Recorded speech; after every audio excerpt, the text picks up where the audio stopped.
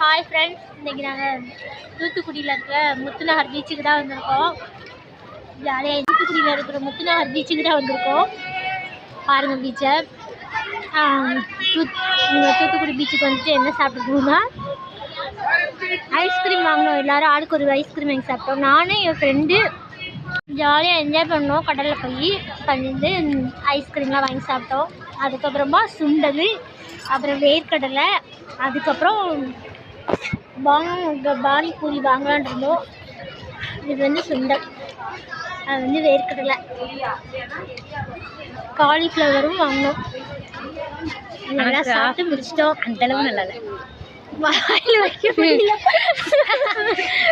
வைக்க முடியல, நல்லாவே இல்லை. வீட்டிலேயாவது பெட்டராக செய்வோம் போல இருக்குது. அதனால இந்த மாதிரி பீச்சுக்கெலாம் யாரும் வர இருந்தால் வீட்டிலேருந்து எல்லாம் செஞ்சு கொண்டு வந்துருங்க. பண்ணுறாங்க